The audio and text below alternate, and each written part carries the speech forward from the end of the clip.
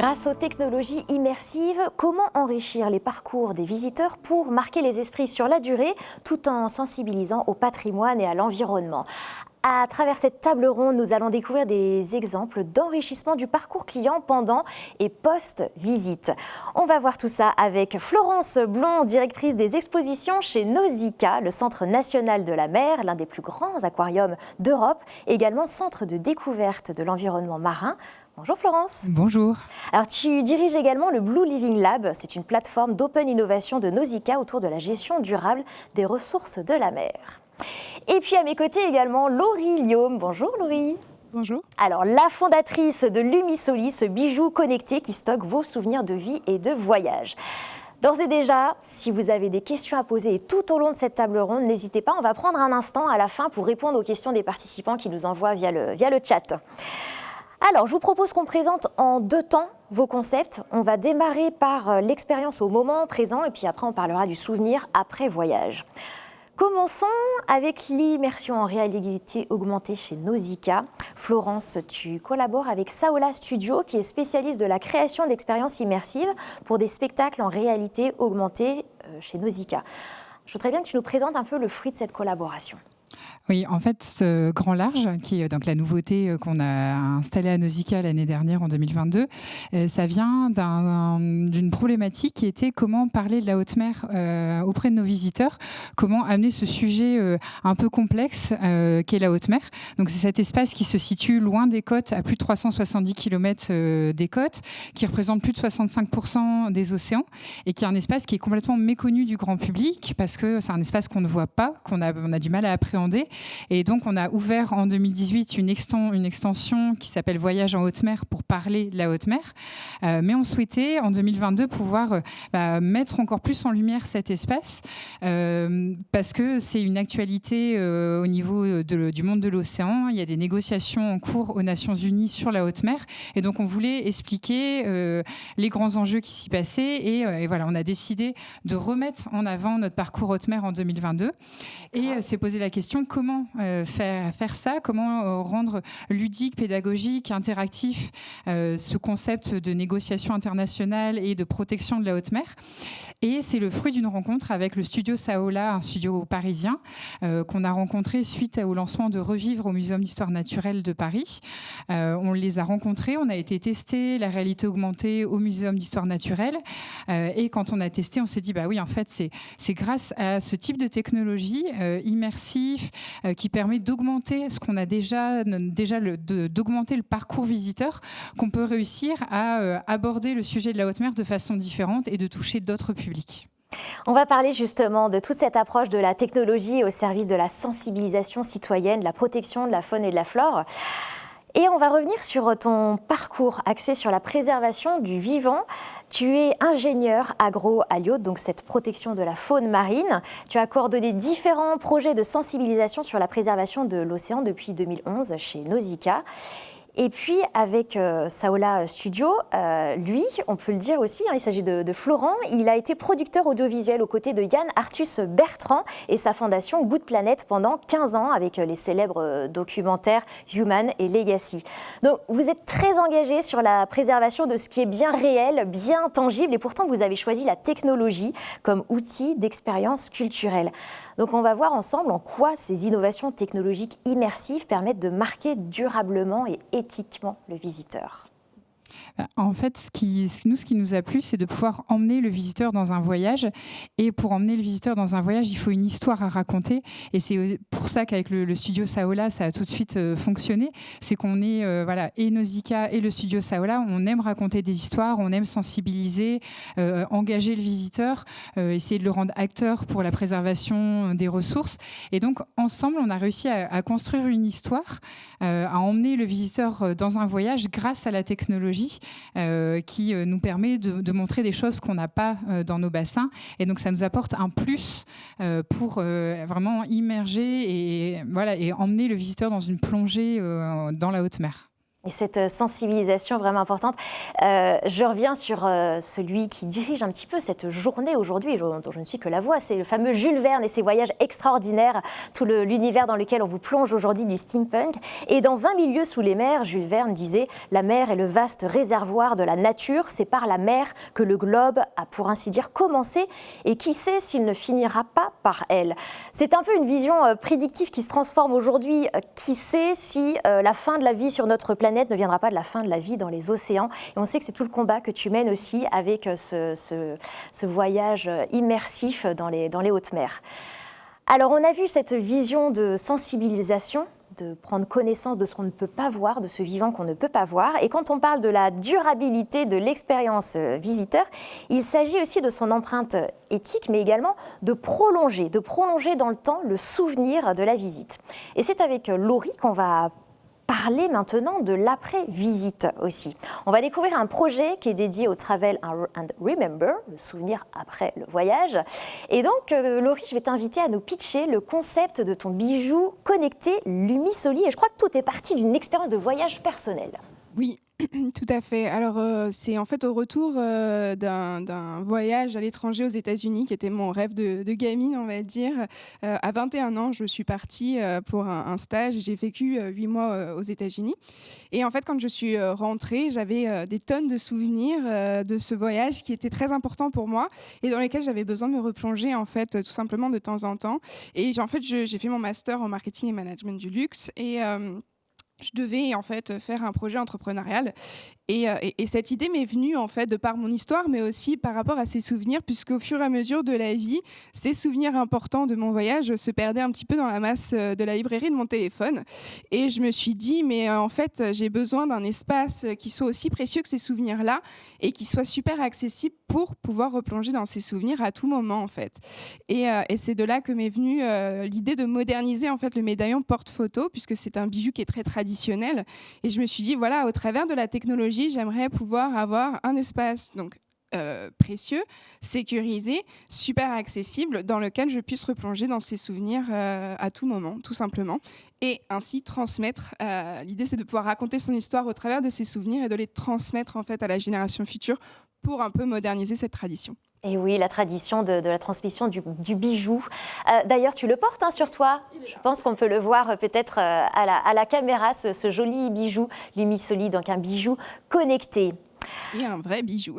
Et un vrai bijou, oui, très très joli. On le voit à l'écran en ce moment. Et alors, je signale aussi que pour accélérer le déploiement de ton projet, tu as bénéficié du soutien de Louvre-Lens Vallée, l'incubateur de projets professionnels culturels dans le bassin minier. Bravo. Et dans lequel on se trouve aujourd'hui, qui nous accueille pour cette grande journée qu'on a transformée du coup en digital. Vous êtes connectés avec nous à distance sur cette journée particulière avec les mouvements de grève. Mais on tenait vraiment à pouvoir vous faire voyager, voilà, à travers cette journée. Alors, on vient de parler de la technologie pour créer le souvenir et pour le conserver. Je vais parler d'un autre exemple, c'est celui d'une personne qui devait être avec nous aujourd'hui, Isabelle Morin. Elle est la fondatrice de Wonder World. Malheureusement, elle est retenue avec ses enfants et son travail, etc. dans cette journée où elle n'a pas pu se déplacer. On la salue d'ailleurs si elle nous suit, Isabelle. Donc je vais présenter le concept simplement pour que vous compreniez là où je veux en venir. Isabelle, son concept, elle, c'est un carnet de souvenirs, des grands moments de vie et de voyage. C'est en papier, c'est fait à la main, illustré à la main et ça permet de garder un souvenir palpable, tangible. C'est destiné aux enfants, à leur famille, pour que justement les enfants soient totalement acteurs de leur voyage. On est sur du ludique, du créatif. Les remplir aujourd'hui, les retrouver après. Donc là, on est sur une approche no-tech. C'est d'ailleurs après elle propose en fait ces produits-là pour vous parler de l'explication de l'utilisation à des professionnels du tourisme aussi, que ce soit des hôtels, des stations de ski, etc. Et on peut les personnaliser. Donc évidemment, après avoir entendu la présentation d'un concept totalement no-tech à l'inverse, donc les uns basés sur la tech, l'autre à l'inverse sur du tangible, on va ouvrir le débat. Florence, tu nous as parlé de la création du souvenir par la tech, Laurie de son stockage par la tech. Est-ce qu'on est en opposition quant à la valeur ajoutée de la tech dans l'expérience du visiteur? Est-ce qu'on est dans cette opposition par rapport à des concepts qui reviennent à quelque chose où on n'est que sur du palpable? Pour moi, les deux sont complémentaires. En fait, la technologie fonctionne quand on arrive à l'oublier. Nous, Grand Large, ce qu'on aime, c'est que donc, le casque qui est posé sur la tête de nos visiteurs, le casque de réalité augmentée, est ultra technologique. Mais en fait, une fois qu'il est posé sur la tête du visiteur, on l'oublie. On a une visière transparente et l'expérience vient s'imprimer en surbrillance sur la grande baie de Nausicaa et l'histoire est racontée et on immerge le visiteur et le visiteur oublie en fait qu'il y a de la technologie et c'est ça qui fonctionne. Nous, on a choisi de faire Grand Large, pas pour la technologie, mais parce que ça nous permettait d'augmenter ce qu'on avait déjà. Et je pense que la technologie ne s'oppose pas à du low-tech. Elle est utile si elle vient au service d'un message et qu'elle est utilisée dans un parcours intégré, qu'on a utilisé la technologie pour augmenter quelque chose et non pas de la technologie histoire d'avoir une nouvelle technologie dans un lieu touristique. Dans ces cas-là, ça ne fonctionne pas. Il faut vraiment bien penser l'usage, le discours, le message, beaucoup travailler l'histoire qu'on veut raconter. Et là, c'est la magie se crée grâce à la technologie. Oui, c'est vraiment la pertinence. Je voulais juste rebondir parce que c'est tout à fait aussi la démarche du coup de l'Umisoli. On veut que la technologie soit le plus invisible possible et simplement, je dis souvent que c'est la technologie en fait au service de la tradition, faire une innovation qui est dotée de sens puisqu'on vient vraiment s'imprégner de l'histoire et de la culture du bijou et simplement la moderniser grâce à la technologie. Donc c'est vrai qu'on utilise la technologie de la blockchain, notamment on en parlait tout à l'heure. Ça peut faire peur de temps en temps, mais en fait l'idée c'est de pouvoir utiliser une technologie pour ses caractéristiques et ses avantages, mais la rendre totalement invisible et qu'elle ait du sens, qu'elle s'imprègne vraiment de l'origine en fait du produit et non pas juste une innovation pour une innovation. Toujours rester sur cette expérience. Tout à fait. Expérience vécue. Et puis, alors, il y a aussi cette notion d'engager un maximum de personnes, de pouvoir s'adresser à un public le plus large possible. On en a parlé ce matin avec Michael Couzigou et d'autres intervenants. Donc cette notion-là de s'adresser au plus grand nombre, comment est-ce que ça se concrétise en fait? Là, on vient au musée. En quoi est-ce que la technologie permet à un plus grand nombre d'accéder à l'expérience immersive? C'est toute la question dans des lieux touristiques de pouvoir faire partager cette technologie à un grand nombre. Nous, on a fait le pari à Nausicaa d'essayer de proposer cette expérience à un maximum de personnes. Donc on a 15 casques par séance et on lance 2 séances en simultané pour essayer d'avoir un maximum de nos visiteurs qui puissent tester Grand Large chaque journée. Donc on a à peu près 600 personnes qui peuvent tester Grand Large par jour. Et c'est une technologie qu'on a décidé d'être permanente, c'est-à-dire que c'est pas une exposition temporaire sur quelques mois. On a décidé de la faire sur du long terme pour que tous les visiteurs puissent à terme pouvoir tester Grand Large. La technologie, elle est utile si tous les visiteurs peuvent en bénéficier. C'est vraiment la réalité augmentée, quelque chose de très fort. Les visiteurs ont l'occasion de pouvoir interagir avec le casque. Il y a des capteurs sur le casque. Et donc, on a une scène où on arrive à délivrer un poisson-lune de cordage. C'est très marquant, le fait d'agir, d'être acteur, de libérer un poisson d'un cordage. Quand on questionne les visiteurs post-Grand Large, ils nous disent vraiment moi ça m'a touché, je me suis rendu compte de l'importance que nos actions au quotidien pouvaient avoir sur l'environnement et donc il faut utiliser les technologies pour toucher un maximum de personnes et donc le proposer le plus possible. C'est un investissement mais c'est un outil de sensibilisation qui est exceptionnel.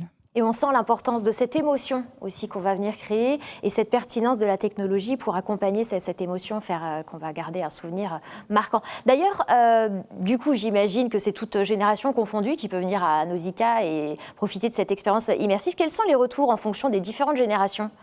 Alors, forcément, Grand Large, on s'est dit tout de suite, pour le public adolescent, c'est parfait parce que ça va permettre de les toucher, d'apporter de la technologie, d'apporter une technologie. En plus, la réalité augmentée, c'est pas encore très démocratisé, donc ça permet de pouvoir la tester. Mais alors, étonnamment, les grands-parents avec les petits-enfants, c'est exceptionnel aussi. En fait, ce qui nous a plu avec la réalité augmentée, c'est qu'on n'est pas enfermé dans un casque, dans une expérience, on la partage. Le groupe de 15 personnes ou la famille qui vient à 4 ou 5 va va vivre la même expérience, va partager le moment tous en même temps. Et voilà, on voit les enfants qui crient en disant « Ah, regarde, t'as vu le dauphin? Oh là, il est en train de sauter. Ah là, il y a l'espadon qui passe. » Et c'est vraiment très communicatif. Et les groupes, les familles, les amis partagent quelque chose entre eux. Et ça, c'est exceptionnel. Et donc, on arrive vraiment à toucher tout type de public à partir de 8 ans, parce qu'il faut savoir lire, il faut avoir un tour de tête aussi suffisamment large pour pouvoir avoir le casque, mais jusqu'à 100 ans. Vraiment, le produit, l'expérience grand large est vraiment très bien reçue par tout type de public. Et la question qu'on se pose souvent, c'est justement, puisque les gens ont leur casque sur la tête, est-ce que c'est pas très individualiste? Mais là, on le voit avec ce que tu nous as dit, qu'ils vivent une expérience totalement partagée. Oui, complètement. C'est vraiment, il faut s'imaginer assis devant la grande baie de Nausicaa, devant un écran de 20 mètres sur 5, où on voit les poissons passer, on voit le décor réel, et il y a l'histoire qui vient s'imprimer au-dessus, et donc il y a les poissons dans le casque qui viennent se mêler avec les poissons réels.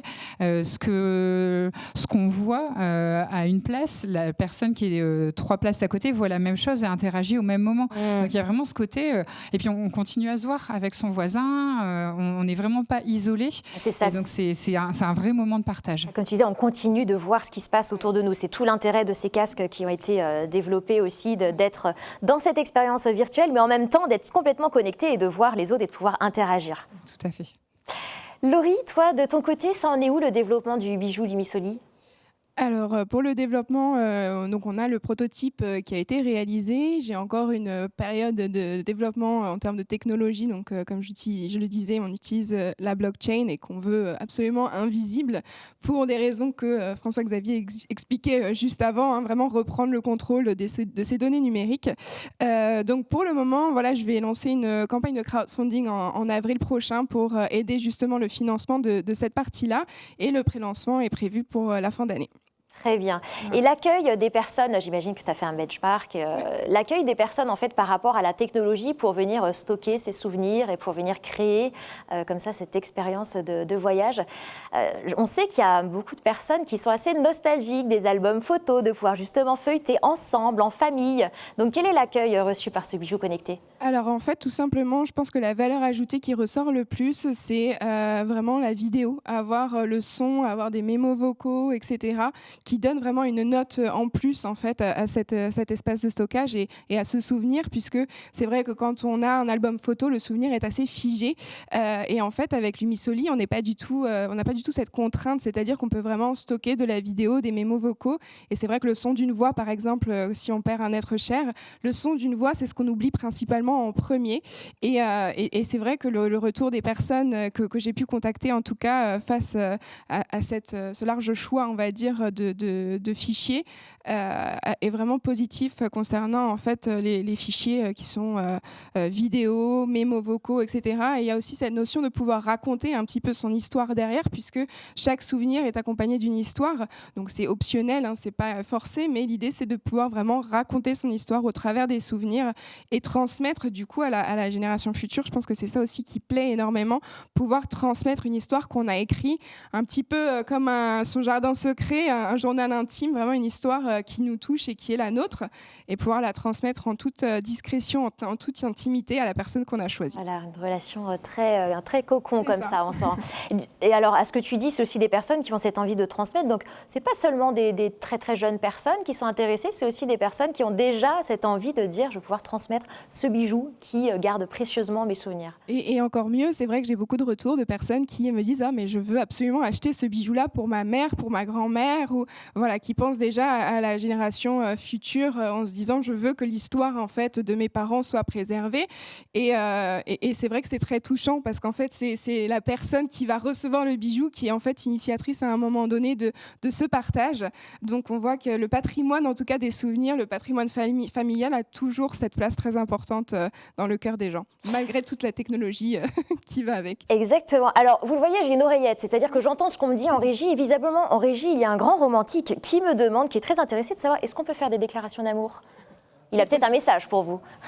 Non, mais c'est possible. On peut laisser tout à fait une déclaration d'amour dans un bijou et justement l'offrir en toute discrétion, encore une fois, puisque le message ne sera ouvert que quand la personne accédera du coup à son espace de stockage, du coup sa capsule temporelle. Donc effectivement, c'est possible de laisser un message d'amour. Si vous avez d'autres questions en régie, les romantiques, là, n'hésitez surtout pas, on est là pour ça. En tout cas, pour les participants, vous aussi, vous pouvez poser des questions d'amour, mais surtout sur les technologies au service du tourisme, n'hésitez pas, on va répondre à vos questions que vous nous envoyez sur le chat dans quelques instants avec Florence et Laurie. Alors, je voudrais vous poser une autre question maintenant sur l'importance de développer aussi des technologies pour l'après-voyage. Parce que finalement, ce que tu nous as dit, Florence, par rapport à l'expérience très très marquante qu'on vit en famille ou entre amis ou en couple chez Nausicaa, on pourrait se dire que ça pourrait suffire. C'est marquant, c'est là dans nos esprits. Donc pourquoi est-ce qu'aujourd'hui on s'intéresse aussi à créer des outils technologiques qui vont servir à l'après-voyage, à garder ce souvenir de notre expérience ? À Nausicaa, on a une mission. C'est vraiment de sensibiliser, d'émerveiller, mais aussi de rendre nos visiteurs acteurs.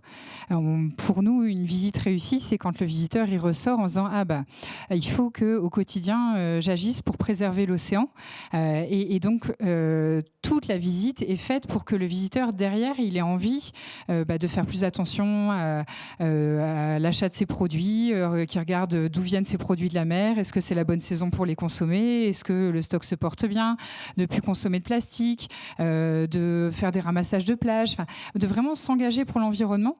Et donc, l'après-visite est extrêmement importante. Et donc, la technologie immersive pendant la visite, elle va permettre d'éveiller cette conscience et d'aider à l'engagement derrière. L'objectif de Nausicaa, c'est vraiment de créer une communauté d'ambassadeurs de l'océan, de personnes engagées qui agissent au quotidien. Et quand la technologie permet d'ancrer cet émerveillement et ce message de sensibilisation pour rendre le visiteur acteur, le job, il est fait. Oui, on voit engagé, en fait. C'est que le début de l'histoire et les gens deviennent ambassadeurs, du coup, eux-mêmes s'impliquent davantage. Laurie, qu'est-ce que tu aurais à dire là-dessus ? Moi, je pense que par rapport aussi à mon expérience et par rapport à ce que je vois autour de moi, un voyage, c'est devenu de plus en plus important et c'est créateur, en fait, d'une expérience et d'un souvenir, justement, avec lequel on va vivre, en fait, au long des années, des souvenirs qu'on va raconter, on va donner envie aux autres personnes de vivre cette expérience ou d'aller visiter tel ou tel endroit. Et je pense qu'on voyage notamment pour créer des moments, créer des souvenirs.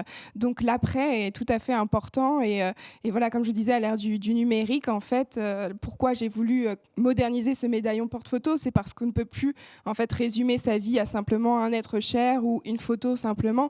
Notre vie, elle est pleine d'expériences et les voyages, en fait, sont des expériences. Donc voilà, dans cette démarche-là, la technologie vient maximiser en fait le souvenir et l'expérience au final. Merci. Alors j'ai peut-être une dernière question pour toi, Florence, avant qu'on prenne les questions que nous envoient les participants sur le chat.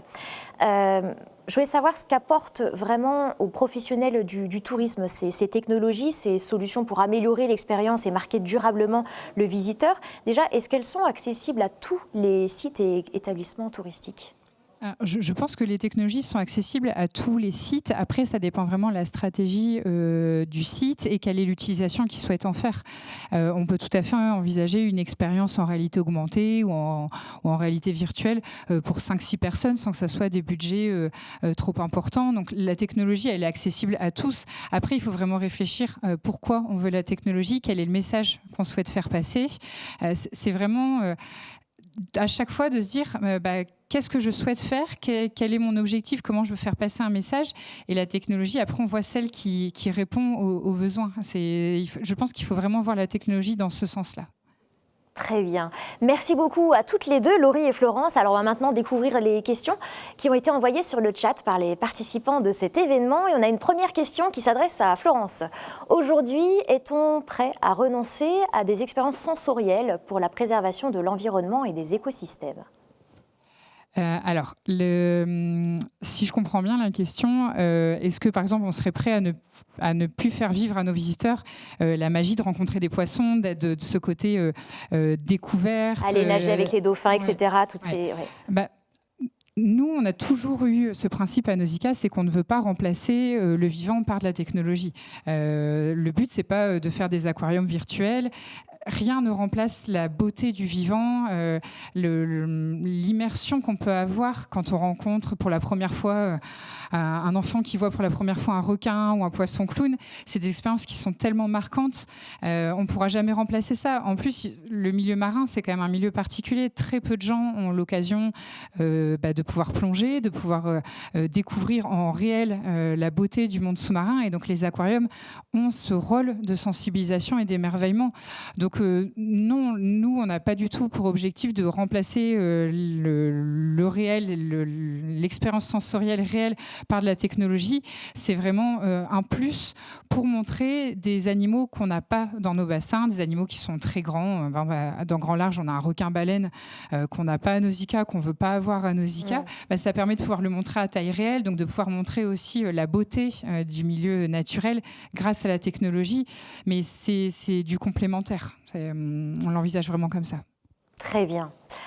Alors, une autre question, toujours pour Florence. Pourquoi 9 mois de collaboration pour aboutir à l'expérience du grand bassin chez Nausicaa? Quel a été le travail nécessaire en amont? 9 mois, c'est vrai que c'est conséquent. Ouais. Il y a eu deux grandes phases. Il y a eu une première phase qui a été vraiment la rédaction du scénario, parce que c'est vraiment comme un film documentaire. Enfin, on a beaucoup travaillé avec les équipes du studio Saola.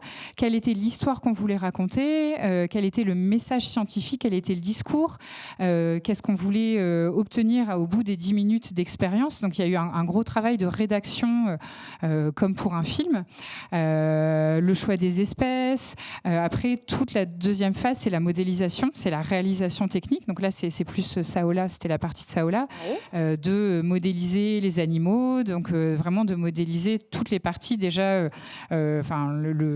l'esthétique, les couleurs, mais aussi les mouvements, de s'assurer en fait qu'on était au plus proche du réel, que le mouvement des animaux, que la nage, qu'il y a des scènes de prédation où il y en a de la chasse, et essayer vraiment de reproduire pour que ça soit le plus réel possible. Et donc, il y a eu un gros travail de développement informatique avec les équipes de Saola où ils ont des développeurs, des informaticiens qui ont travaillé pendant presque 6 mois pour aboutir à Grand Large. Et puis intéressant parce que ce que tu as dit en fait au départ, c'est la création de cette histoire. Et il y a des termes clés qui reviennent tout au long de la journée, le storytelling, cette narration pour ouvrir les imaginaires, créer des imaginaires. Et tout part de là en fait, de ce qu'on va faire vivre aux personnes, aux visiteurs. Après, on utilise la technologie comme outil pour venir au service de cette histoire qu'on va leur raconter. Alors, on nous demande aussi le coût du projet. Quel a été le coût du projet ? Alors, la réalisation de l'expérience en elle-même, le développement, on est à un budget de 600 000 €. Et après, la technologie en elle-même, chaque casque coûte plus de 3 000 € pièce. On en a 50. Donc, on est au total sur un budget d'1 million, ce qui peut paraître énorme, mais c'est sur des budgets d'exposition qui sont amortis sur plusieurs années, qui est un coût d'exposition assez classique dans un établissement aussi grand que peut l'être Nausicaa. On a 850 000 visiteurs par an, donc on est vraiment un lieu touristique majeur. Donc c'est un budget à peu près d'1 million €. D'accord. Et comme on le disait tout à l'heure, finalement, la technologie accessible à tous, bien sûr, en fonction du projet et tout type de technologie. Il y a des choses très peu coûteuses, mais tout dépend de ce qu'on en fait. Effectivement, vous, chez Nausicaa, quand même, un des plus grands aquariums d'Europe et toute cette volonté de transformation de l'offre. Donc, c'était vraiment un investissement nécessaire là aussi. Et où on travaille en complémentarité. Grand Large est accessible pour les enfants à partir de 8 ans.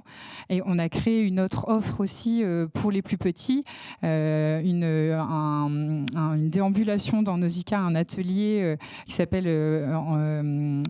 en fait avec Malpelo, qui est un parcours où les petits, entre 3 et 8 ans, vont aller à la découverte des animaux bioluminescents avec une lampe à encre sympathique et donc aller à la découverte des espèces. Donc c'est à chaque fois parler de la haute mer, mais selon les cibles, on développe aussi des outils adaptés.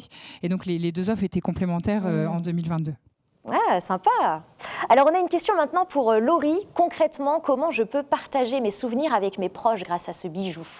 Alors, avant tout, c'est un bijou personnel, on va dire, parce que c'est la personne qui qui possède ce bijou-là, qui va y mettre en fait ses souvenirs. Donc il y a une web application, en fait on scanne son bijou avec son téléphone et on accède à sa capsule temporelle donc sur la blockchain, sur laquelle on va pouvoir uploader toutes ces photos, enfin pas toutes ces photos, mais les photos, les vidéos et les mémos que l'on choisit.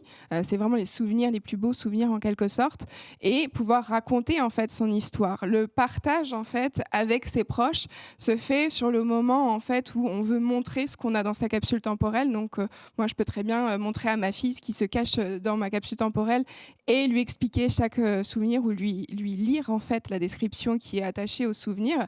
Mais du coup le partage aussi se fait principalement dans cette transmission à un moment donné où la personne du coup a rempli sa capsule temporelle et elle a envie de le transmettre à sa fille ou à un autre membre de sa famille. Donc tu disais on scanne, c'est-à-dire qu'il y a un QR code associé à ce bijou ? Il y a une puce à l'intérieur en fait qui est appairée avec son téléphone, ce qui permet en fait d'avoir une connexion unique. Donc même si je perds mon bijou, voilà, Florence ne pourra pas avec son téléphone accéder à mon contenu. Et si je perds mon téléphone ?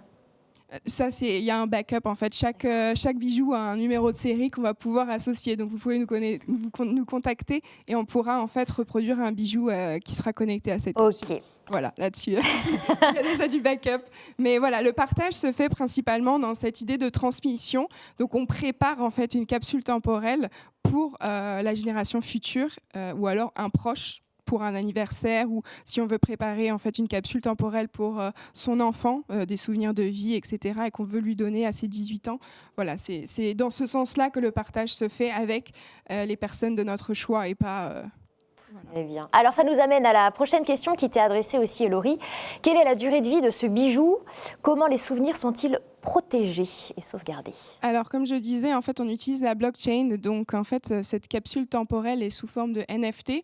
Et pour le moment, donc, le prestataire qui m'aide à développer ce projet-là peut assurer une durée de vie minimum de 50 ans. On travaille justement pour rallonger cette durée de vie, à savoir qu'on peut le lier aussi au cadastre, etc. Donc, il y a tout un suivi qui est fait, en fait, dans la transmission et dans l'héritage dans les années, en fait, enfin, au fil des années. Et comment les souvenirs sont-ils protégés et sauvegardés ? Voilà, comme je l'ai dit, en fait, l'utilisation de la blockchain permet de vraiment sécuriser beaucoup plus qu'au travers d'un cloud, c'est-à-dire qu'on est propriétaire de ces données. Donc voilà, tout simplement, le choix de la technologie a été très important. C'était l'une des priorités, à mon sens, de pouvoir vraiment protéger ces souvenirs qu'on choisit, qui sont censés être les plus beaux souvenirs de notre vie. Parfait. Allez, une autre question pour toi, Laurie. Est-ce que demain, vos souvenirs peuvent être créateurs de nouvelles expériences touristiques, voire un outil de fidélisation à disposition des destinations ? Voyons les atouts pour les acteurs du tourisme. Oui, bien sûr. Alors, ce qu'il y a de bien avec le Web3, c'est qu'on en est au début. Et que l'utilisation en fait, de cette technologie va nous permettre d'ouvrir le champ des possibles en termes d'expérience par la suite. Donc on peut très bien imaginer qu'un couple décide de faire une photo à un endroit spécifique ou alors sur son lieu de mariage ou ce genre de choses, et de se dire que d'ici quelques années, quand ils transmettront en fait, le bijou, il y aura le lieu et les personnes pourront revenir les enfants, etc., pourront revenir sur ce lieu pour s'approprier à eux aussi ce moment et ce lieu touristique. Donc voilà, ça peut être un mariage, ça peut être... moi, je peux reprendre mon expérience aux États-Unis, à Seattle, voilà, un peu mettre des pinpoints de où est-ce que j'ai été et quels ont été mes souvenirs marquants. Et tout simplement, ma fille, par la suite, pourra refaire ce trajet. D'où outil de fidélisation, peut-être, voilà, en tout cas, d'inviter à revenir sur ces destinations. Très bien, alors, je crois qu'on a fait à peu près le tour, et c'est surtout qu'en fait, on arrive aussi à l'heure timing. On a une journée qui est très, très chargée, ce voyage, énormément d'escales et de capsules à voir. En tout cas, merci beaucoup à toutes les deux d'être venues nous parler des innovations technologiques et créatives qui enrichissent les parcours clients et qui les font évoluer durablement. On était vraiment sur un sujet aussi très proche de l'environnement et de la sensibilisation à la préservation de l'environnement. Florence Blond et Laurie Liaume, à bientôt et merci beaucoup. À bientôt, merci beaucoup. Merci.